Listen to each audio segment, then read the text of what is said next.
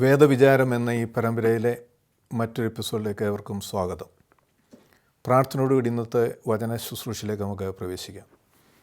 സ്നേഹിയാകുന്ന സ്വർഗീയപിതാവാം ദൈവമേ, വീണ്ടും ഞങ്ങൾക്ക് ഒരുമിച്ച് തിരുവചനങ്ങളെ ധ്യാനിപ്പാൻ തക്കോണം അങ്ങ് ഒരുക്കിയിരിക്കുന്ന മുഖാന്തരത്തിനായിട്ട് നന്ദിയോടെ സ്തുതിക്കുന്നു.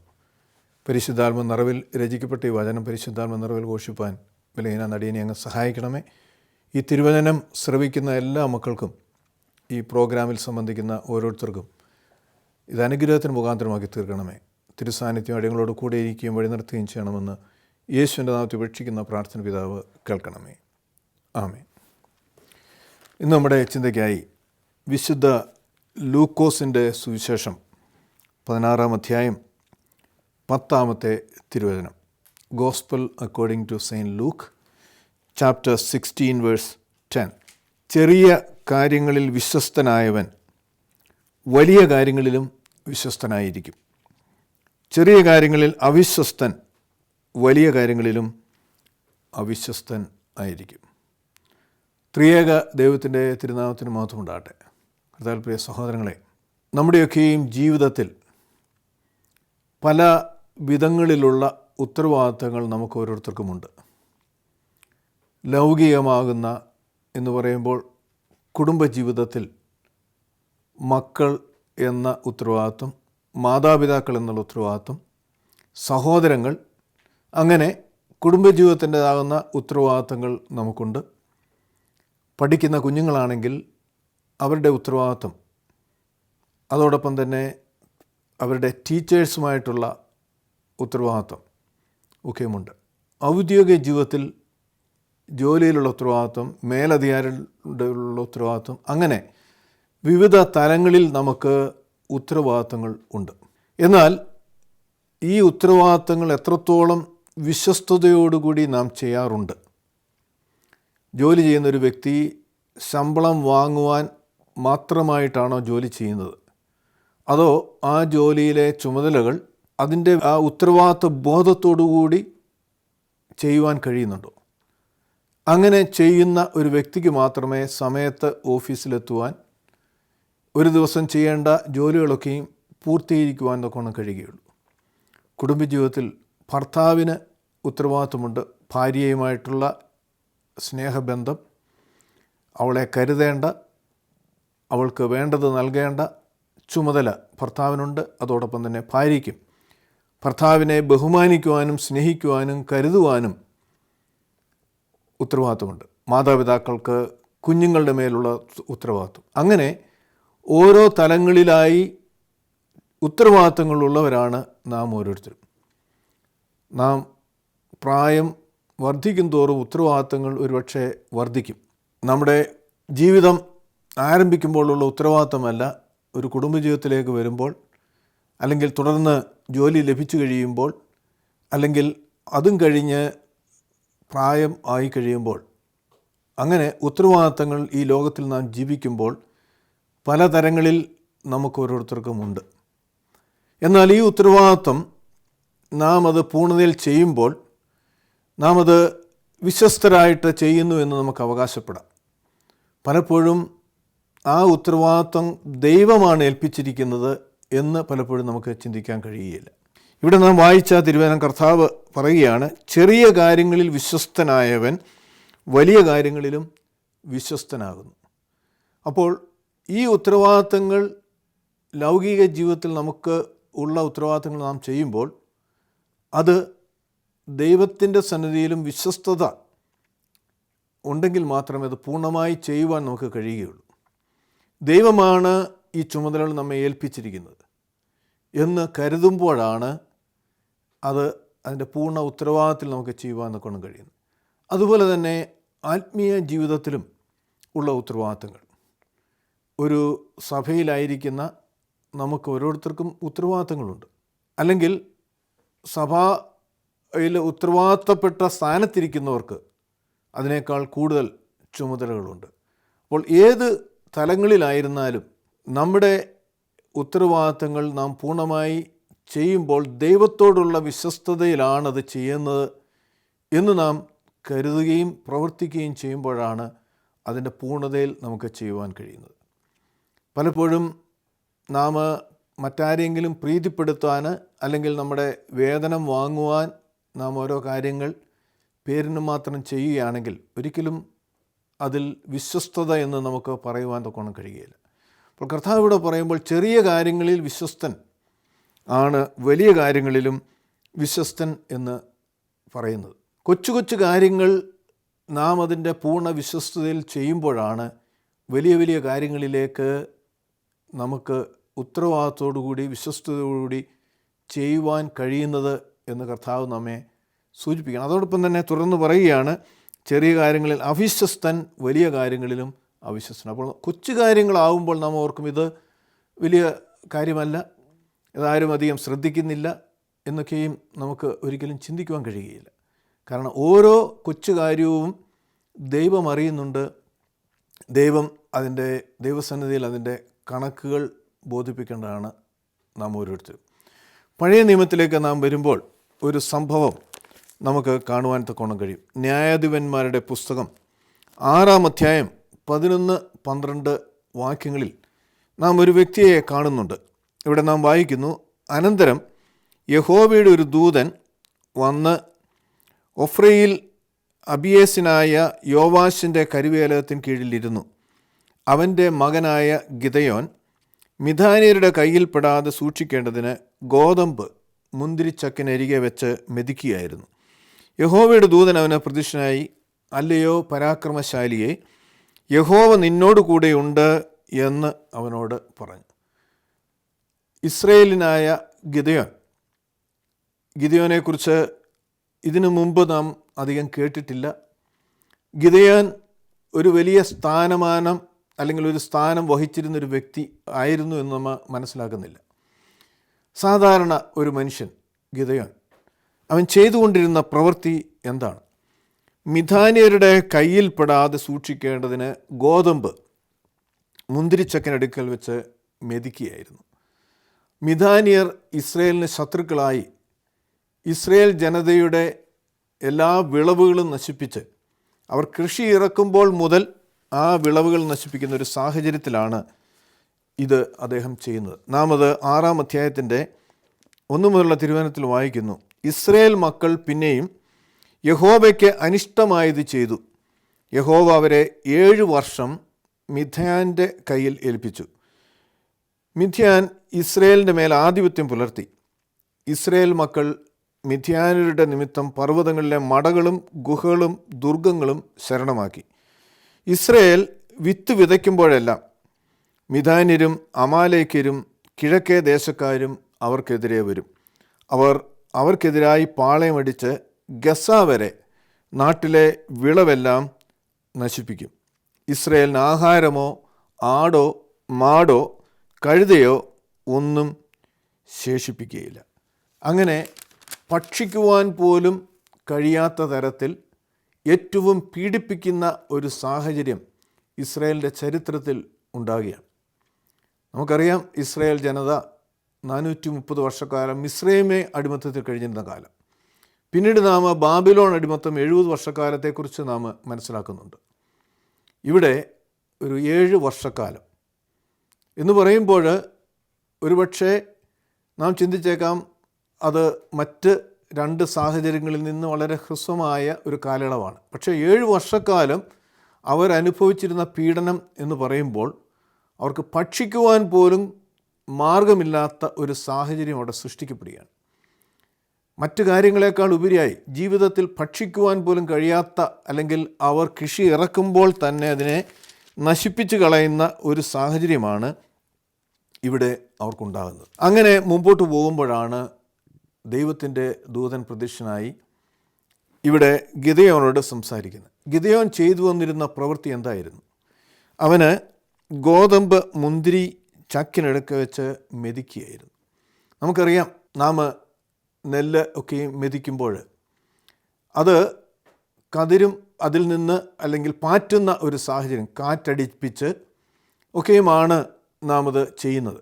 അപ്പോൾ സാധാരണഗതിയിൽ അന്നത്തെ കാലയളവിൽ കുന്നിൻ്റെ മുകളിൽ നിന്ന് ഈ നെല്ലോ അല്ലെങ്കിൽ ഗോതമ്പൊക്കെയും മെതിച്ച് അതിങ്ങനെ പാറ്റുമ്പോൾ കാറ്റുകൊണ്ട് അതിനെ നെല്ലും പതിരുമായിട്ട് നീക്കും. അങ്ങനെയാണ് സാധാരണ ചെയ്യുന്നത്. എന്നാൽ അത് സാധ്യമല്ല. കാരണം അപ്രകാരം ചെയ്താൽ ഈ ശത്രുക്കൾ അത് കണ്ടാൽ തീർച്ചയായിട്ടും സ്വരൂപിച്ചിരിക്കുന്നത് മുഴുവൻ നഷ്ടപ്പെടും.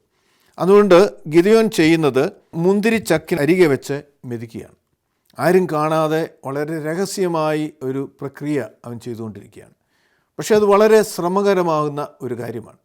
എന്തിനാണ് അവനത് ചെയ്യുന്നത്? തീർച്ചയായിട്ടും അവൻ്റെ കുടുംബത്തെ സംരക്ഷിക്കുവാൻ, അല്ലെങ്കിൽ അവർക്ക് വേണ്ട ഭക്ഷിക്കുവാൻ തക്കവണ്ണമുള്ള കാരണമാണ് ഇവിടെ ഗിദെയോൻ ചെയ്തുകൊണ്ടിരിക്കുന്നത്. അപ്പോൾ ആ പ്രവൃത്തി അവൻ ചെയ്തുകൊണ്ടിരിക്കുമ്പോഴാണ് ദൈവത്തിൻ്റെ ദൂതൻ വന്ന് അവനോട് പറയുന്ന, അല്ലയോ പരാക്രമശാലിയെ, യഹോവ നിന്നോട് കൂടെ ഉണ്ട്. അപ്പോൾ അവൻ ഒരു കൊച്ചു കാര്യമാണ് ചെയ്യുന്നത്. പക്ഷേ ദൈവം അവനിലുള്ള അവൻ്റെ വിശ്വസ്തത കണ്ട് അവൻ്റെ ആ ഒരു വലിയ സാഹചര്യം മനസ്സിലാക്കി അവനോട് പറയുകയാണ്, അല്ലയോ പരാക്രമശാലിയെ, ദൈവം നിന്നോട് കൂടെയുണ്ട്. ഇത് കേൾക്കുമ്പോൾ ഗിദെയോനൊരു സംശയം. കാരണം ഭക്ഷിക്കുവാൻ പോലും കഴിയാത്തൊരു സാഹചര്യം അവിടെ ആയിരിക്കുമ്പോൾ ദൈവത്തിൻ്റെ ദൂതൻ എന്ന് പറയുകയാണ്. അപ്പോൾ എന്താണ് പറയുന്നത്? ഗിദെയോൻ അവനോട്, അയ്യോ യജമാനനെ, യഹോവ ഞങ്ങളോട് കൂടെ ഉണ്ടെങ്കിൽ ഇതെല്ലാം ഞങ്ങൾക്ക് ഭവിക്കുന്നത് എന്തുകൊണ്ട്? യഹോവ ഞങ്ങളെ മിസ്രൈമിൽ നിന്ന് കൊണ്ടുവന്നു എന്ന് ഞങ്ങളുടെ പിതാക്കന്മാർ ഞങ്ങളോട് അറിയിച്ചിട്ടുള്ള അവൻ്റെ അത്ഭുതങ്ങളൊക്കെയും എവിടെ? ഇപ്പോൾ യഹോവ ഞങ്ങളെ ഉപേക്ഷിച്ച് മിദ്യാന്യരുടെ കയ്യിൽ ഏൽപ്പിച്ചിരിക്കുന്നുവല്ലോ എന്ന് പറഞ്ഞു. അപ്പോൾ ഗിദെയോൻ പറയുകയാണ്, ദൈവം നിന്നോട് കൂടെയുണ്ട് എന്നങ്ങ് പറയുന്നു. പക്ഷേ അങ്ങനെ കൂടെയുണ്ടെങ്കിൽ എന്തുകൊണ്ടാണ് ഞങ്ങളിന്ന് ഇത്രയും പ്രയാസത്തിൽ, ഇത്രയും കഷ്ടതയിൽ ആയിരിക്കുന്നത്? ഞങ്ങൾക്ക് ഭക്ഷിക്കുവാൻ പോലും കഴിയാത്ത തരങ്ങളിൽ ശത്രുക്കൾ ഞങ്ങൾക്കെതിരെ പ്രവർത്തിക്കുന്ന എന്ന് പറയുമ്പോൾ 1-2 ദിവസമല്ല, 7 വർഷക്കാലം ഇങ്ങനെ കടന്നുപോയിരിക്കുകയാണ്. അപ്പോൾ സാധാരണ ഒരു മനുഷ്യനുണ്ടാകാവുന്ന ഒരു സംശയമാണ്. എന്ന് പറയുമ്പോൾ ഈ പീഡനത്തിൻ്റെ നടുവിലും തീർച്ചയായിട്ടും അവർ ദൈവത്തോട് പ്രാർത്ഥിക്കുന്നുണ്ട്. ദൈവത്തോട് പ്രാർത്ഥിച്ചിട്ടും ദൈവം അവർക്ക് മറുപടി നൽകുന്നില്ലല്ലോ, ദൈവം ഞങ്ങളോട് കൂടെ ഇല്ലേ എന്നുള്ള സംശയം ഗിദെയോന് ഉണ്ടാകുകയാണ്. അതാണ് ഗിദെയോൻ ചോദിക്കുന്നത്. അപ്പോൾ നമ്മുടെയൊക്കെയും ജീവിതത്തിൻ്റെ പ്രയാസങ്ങളിൽ, പ്രശ്നങ്ങളുടെ താഴ്വരകളിൽ നാമൊക്കെയും ചോദിക്കുന്നൊരു കാര്യമാണ്, എന്താണ്, ഞാൻ ദൈവത്തെ അറിയുന്നുണ്ട്, ദൈവത്തെ വിളിക്കുന്നുണ്ട്, ദൈവത്തോട് പ്രാർത്ഥിക്കുന്നുണ്ട്, നാം പള്ളിയിൽ പോകുന്നുണ്ട്, ഒക്കെയുമുണ്ട്, എന്നിട്ടും എൻ്റെ പ്രശ്നത്തിന് എന്താണ് ഒരു പരിഹാരമില്ലാത്തത്? ദൈവം എൻ്റെ പ്രാർത്ഥന കേൾക്കുന്നില്ലേ?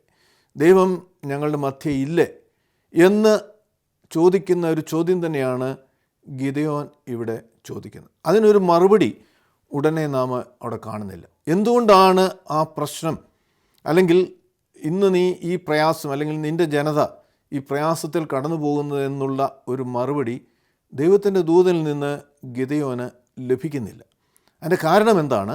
നാം വായിക്കുന്നുണ്ട് 6-ാം അധ്യായത്തിൻ്റെ 6 മുതലുള്ള വാക്യം. ഇങ്ങനെ മിദ്യാന്യരാൽ ഇസ്രായേൽ ഏറ്റവും ക്ഷയിച്ചു, ഇസ്രായേൽ മക്കൾ യഹോവയോട് നിലവിളിച്ചു. അപ്പോൾ ഈ 7 വർഷക്കാലം ഈ വലിയ സാഹചര്യത്തിലൂടെ അവർ കടന്നു പോകുമ്പോൾ അവർ ദൈവത്തോട് നിലവിളിക്കണം, ദൈവമേ, ഞങ്ങൾക്ക് ഭക്ഷിക്കുവാൻ പോലും കഴിയാത്ത തരത്തിൽ ഞങ്ങളുടെ ശത്രുക്കൾ ഞങ്ങൾക്കെതിരെ പ്രവർത്തിച്ചുകൊണ്ടിരിക്കുകയാണ്.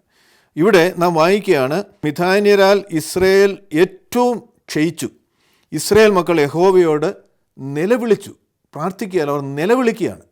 ഒരു വ്യക്തിയിൽ നിന്ന്, അല്ലെങ്കിൽ ഒരു സമൂഹത്തിൽ നിന്ന് നിലവിളി ഉയരണമെങ്കിൽ അത്ര പീഡിപ്പിക്കപ്പെട്ട, അത്ര വേദനയിലായിരിക്കുമ്പോൾ മാത്രമേ നിലവിളിക്കുവാൻ നമുക്ക് കഴിയുകയുള്ളൂ. അങ്ങനെ ഒരു സാഹചര്യത്തിൽ ഇസ്രായേൽ ജനത എത്തി ദൈവത്തോട് അവർ നിലവിളിക്കുകയാണ്, ദൈവമേ, എന്തുകൊണ്ട് ഞങ്ങളിങ്ങനെ ആക്കിയിരിക്കുന്നു? നാം തുടർന്ന് വായിക്കുകയാണ്, യഹോവ ഒരു പ്രവാചകനെ ഇസ്രായേൽ മക്കളുടെ അടുക്കൽ അയച്ചു. അവൻ അവരോട് പറഞ്ഞത്, ഇസ്രായേലിൻ്റെ ദൈവമായ യഹോവ ഇപ്രകാരം അരുളി ചെയ്യുന്നു, ഞാൻ നിങ്ങളെ മിസ്രൈമിൽ നിന്ന് പുറപ്പെടുവിച്ചു, അടിമ വീട്ടിൽ നിന്ന് നിങ്ങളെ കൊണ്ടുവന്നു. മിസ്രൈമ്യരുടെ കയ്യിൽ നിന്നും, നിങ്ങളെ പീഡിപ്പിച്ച എല്ലാവരുടെയും കയ്യിൽ നിന്നും ഞാൻ നിങ്ങളെ വിടുവിച്ച് അവരെ നിങ്ങളുടെ മുമ്പിൽ നിന്ന് നീക്കിക്കളഞ്ഞ് അവരുടെ ദേശം നിങ്ങൾക്ക് തന്നു. അപ്പോൾ ചരിത്രത്തെക്കുറിച്ച്, കഴിഞ്ഞ കാലത്തെക്കുറിച്ച് പ്രവാചകനിലൂടെ ദൈവം അവരോട് അരുളി ചെയ്യുകയാണ്.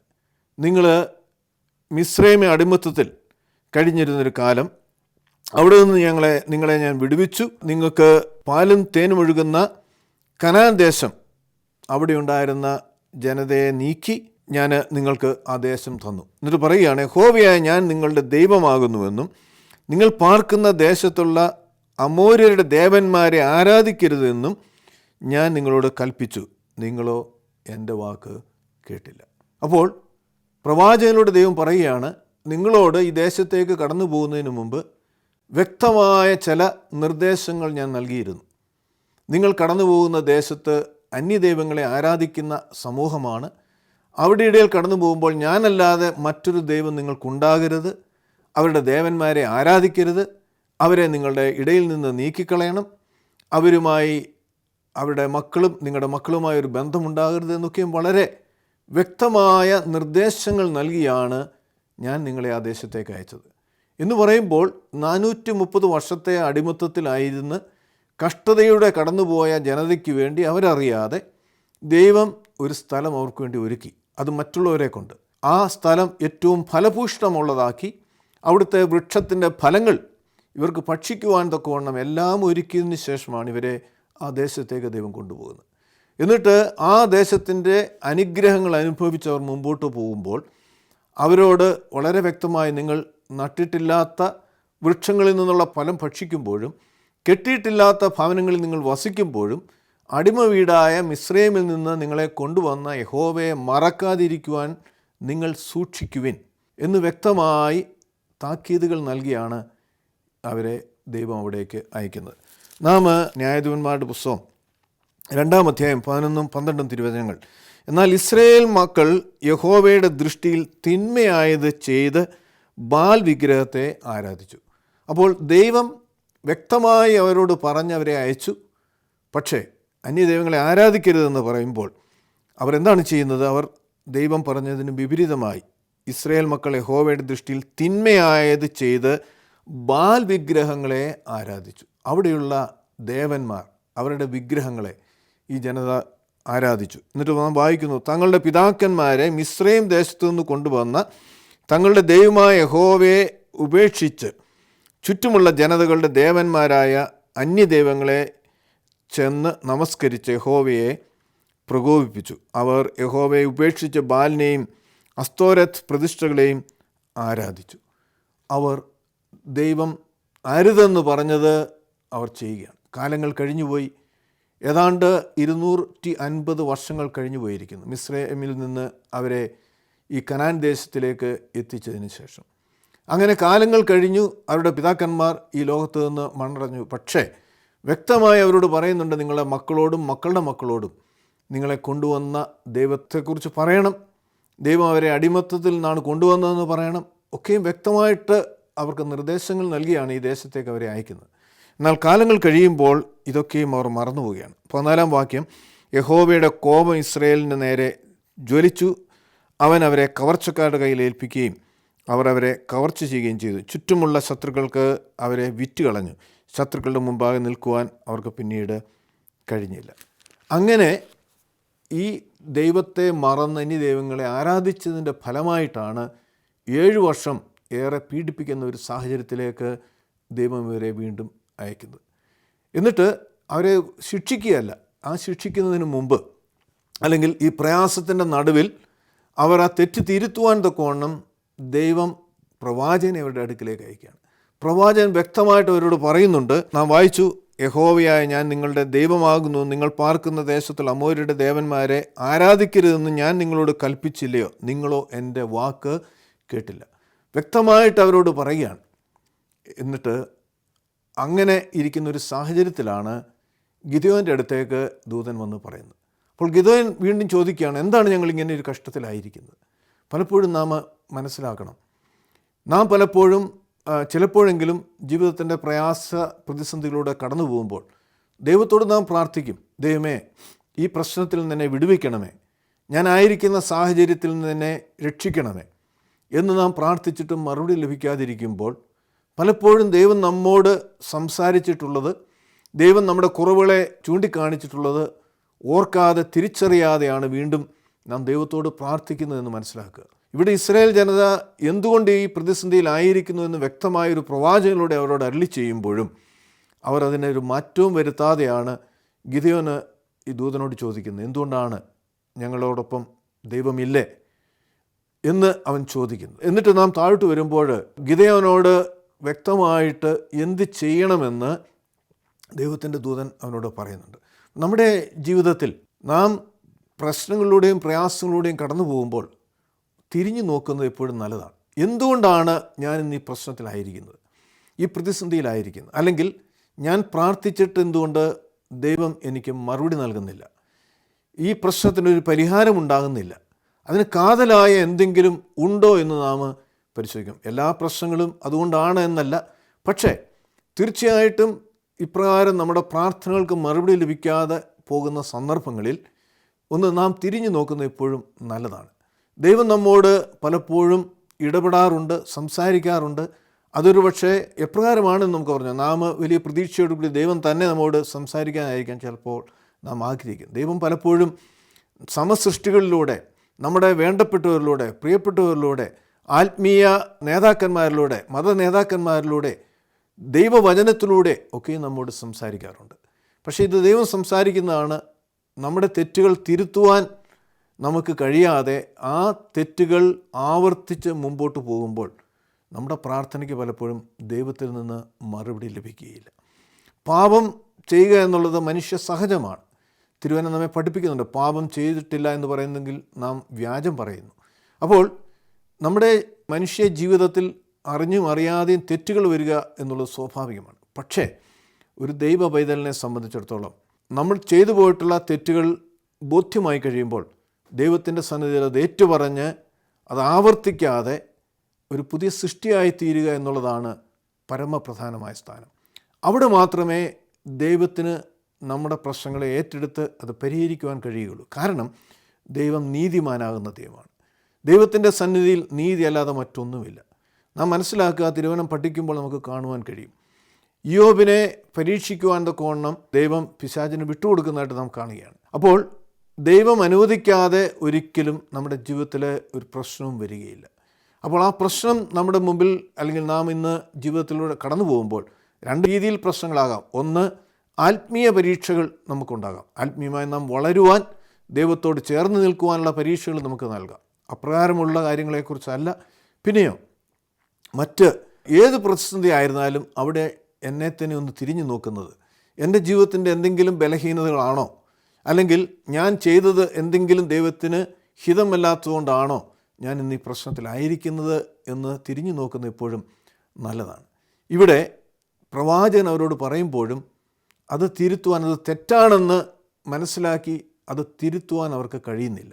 അതിൻ്റെ ഫലമായിട്ട് അവർ ആ പ്രശ്നത്തിലൂടെ വീണ്ടും മുമ്പോട്ട് പോവുകയാണ്. അപ്പോൾ ഗിദെയോനോട് എന്താണ് ദൈവത്തിൻ്റെ ദൂതൻ പറയുന്നത്?